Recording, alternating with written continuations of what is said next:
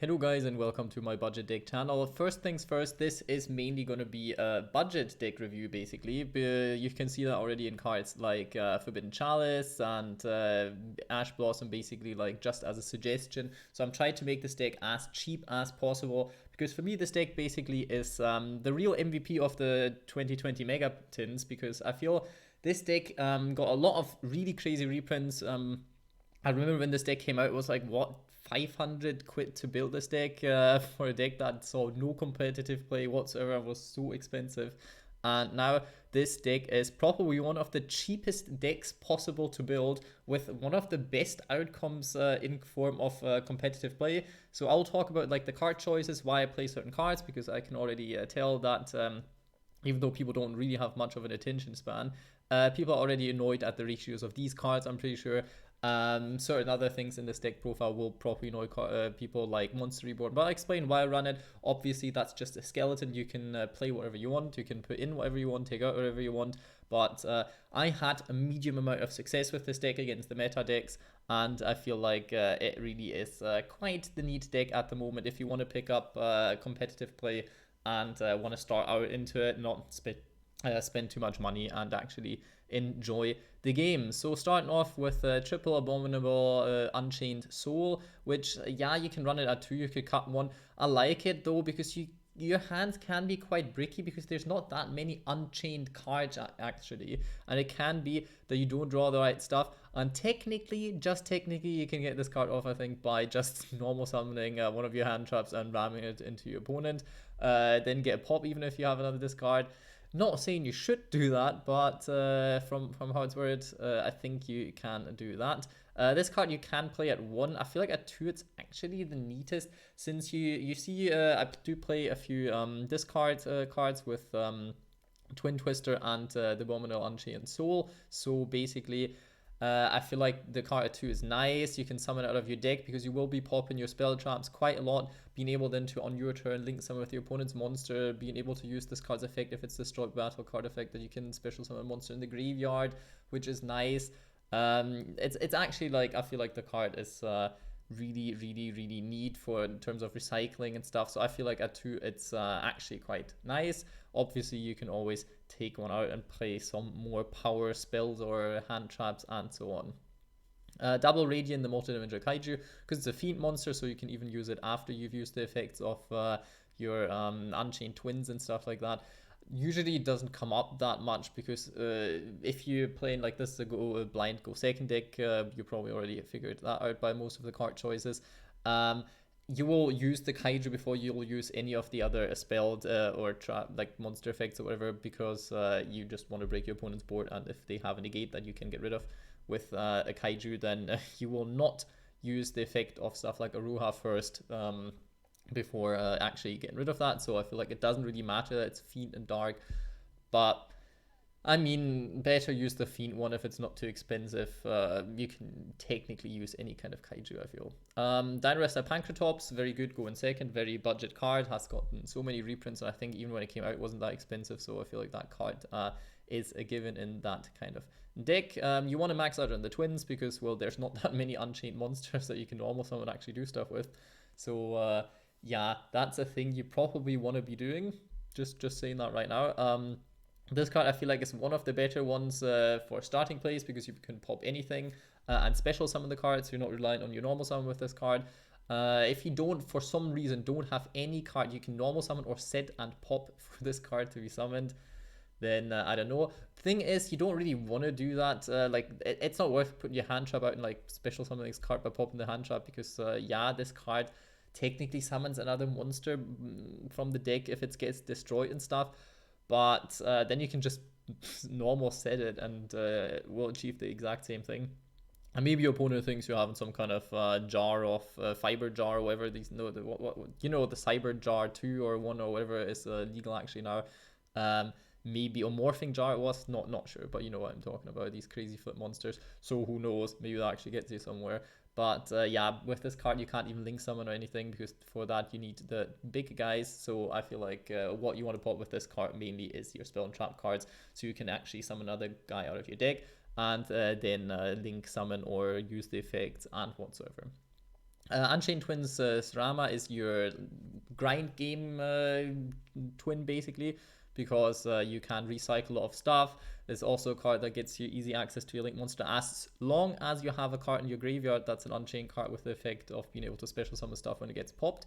Because just normal summoning this card first turn when you have nothing in your graveyard really sucks. Like, it does nothing. And that's why stuff like Twin Twister, for example, comes in handy, because you can discard a card and then actually get resources for this card into the graveyard, which can be quite neat as well.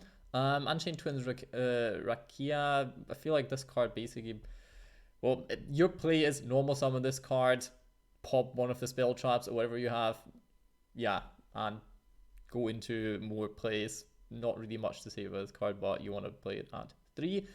Ghost Ogre, I feel like is a fair enough hand trap against a lot of matchups.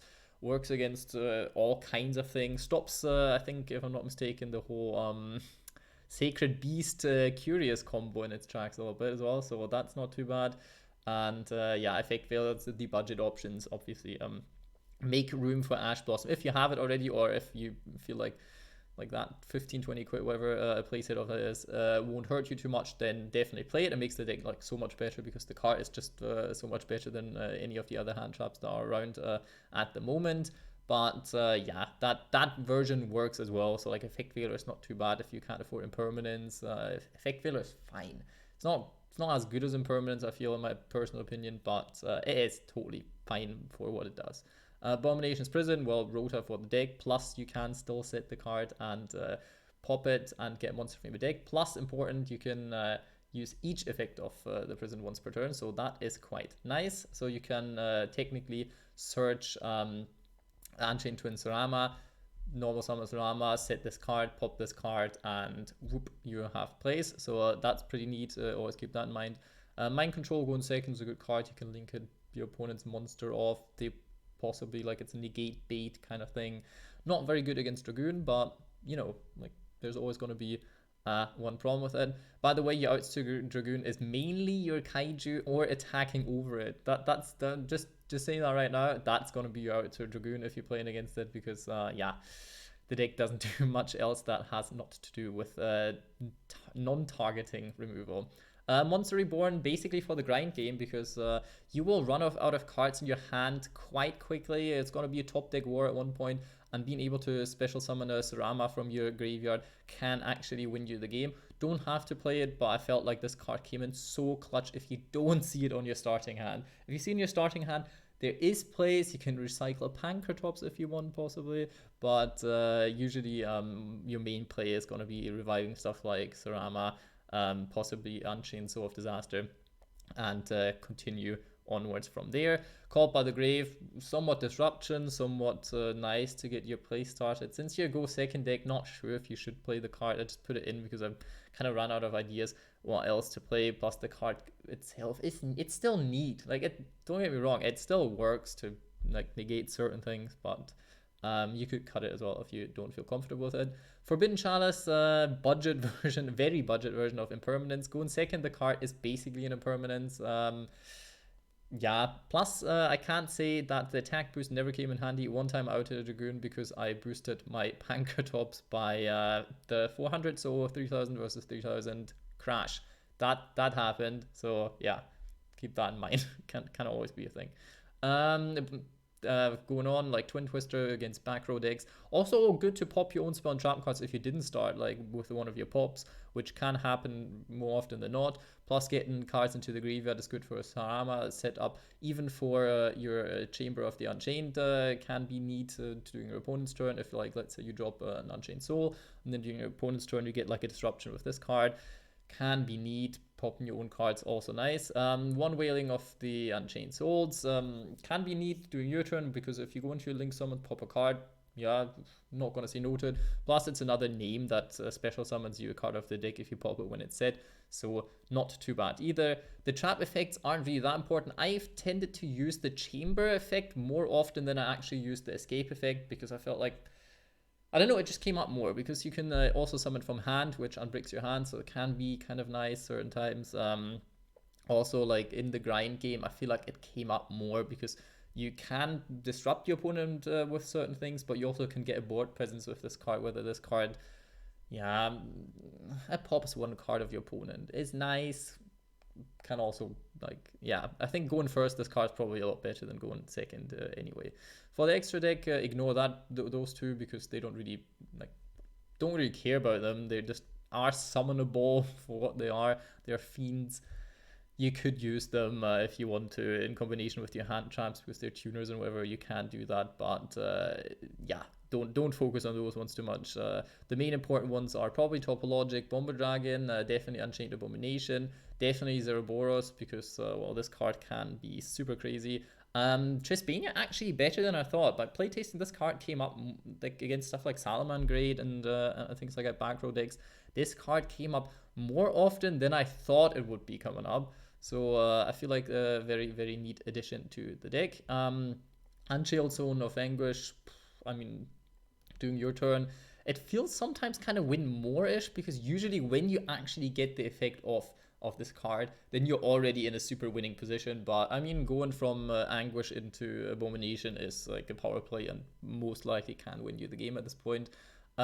Most expensive card in the deck profile. Don't have to actually run it, because I feel like with the version without extravagance and without the actual good meta cards, your hand gets gets empty quite quickly. So a lot of the time during your opponent's turn, when you could summon this off of Soul of Rage, you actually might not have a discard anymore for this card to actually come up. So if you really say like, oh, 10 quid for this card, I don't know, I don't really want to pay that. Fair enough. This deck works without Unicorn. It's just a very good addition to the deck, because it's another like a second disruption during your opponent's turn if you have a card in hand.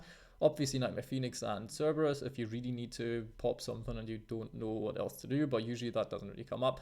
And triple Souls of Rage, because Soul of Rage is actually very, very playmakery of this deck, and yeah, you run through them quite a lot. You can cycle them back to your extra deck with all your cards, but the problem with this is you'd rather you'd rather add something to your hand rather than put something to your extra deck. So running 3 is probably, since it's not expensive at all, a good choice. So honorable mentions, if you really have a lot of money, then you should be playing Access Code Talker. Great card because it only needs 2+ effect monsters. There's something that the Boral monsters do not have, like Boral Sword Dragon, Boral Load Dragon. They all need 3+, and then you cannot summon them off of stuff like your Unchained Soul of Disaster, like your Unchained Soul of Rage, because they can only link with this card and your opponent's monster. So you will never have 3 monsters, but this card lets you do that very easily. So yeah, would be a nice addition if the card wouldn't be so expensive. You could play it Tau T Dragon against certain matchup. That might be nice. Haven't quite figured out what matchups that would be, but there might be one. So I don't know. I tried out the Codebreaker package, and it wasn't super bad. Problem is that it's not a fiend. If they were to be fiends, that would be better. I mean, you can summon it, but getting them to be co-linked and stuff, it was a bit unnecessary. But I found like it was a funny idea, at least. Like being a dark monster, being able to be summoned, yeah, but you usually don't get them co-linked, so not really something I would recommend to play. But if you really want to be crazy, then sure. Extravagance, really good card. If you can afford it, go for it. If you don't, then that is not includable in my budget deck profile, because that one of these basically costs more than the whole main deck in total, I feel. So yeah, didn't want to include it. Dark Row No More, very good blind go second card. Not good against back row decks, very good against combo decks. Possibly, definitely side deck card. Main deck card like Nibiru, if you have it, if you want to buy it, then that already bumps up the power of your deck in a competitive environment by quite a lot. But I still think like including Ash Blossom would be my first choice if I had to make any changes that make the deck a bit more expensive. Hope you enjoyed the deck profile. I've tried to go through it as quickly as possible. If I'm talking too fast, YouTube has an option to turn my speed down a little bit, if that's yeah, what you want. Or if it wasn't fast enough, then turn it up. Well, that's what I do most of the things, who would have thought. And I hope you have a good day.